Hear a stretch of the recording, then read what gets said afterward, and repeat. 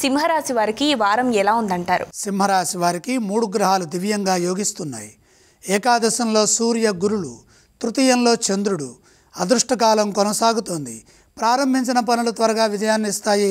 సంకోచం లేకుండా ముందుగా నిర్ణయించుకున్న విధంగానే మీ పనులను మీరు కొనసాగించండి. ఉద్యోగంలో లాభపడతారు.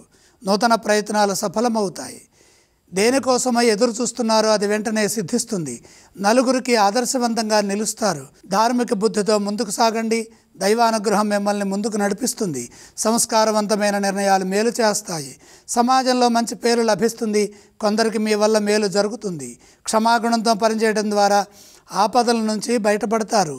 తోటివారి నుండి ప్రోత్సాహం లభిస్తుంది. ప్రతిభా పురస్కారాలు లభిస్తాయి. ఉద్యోగంలో ఉత్తమ స్థితి గోచరిస్తోంది. ఇదే విధంగా ఆత్మవిశ్వాసంతో కృషి చేస్తే వ్యాపారంలో ఎదురయ్యే సమస్యల నుండి త్వరగా బయటపడతారు. ఒత్తిడిలో పొరపాట్లు జరగకుండా వ్యాపారంలో జాగ్రత్తలు తీసుకోవాలి.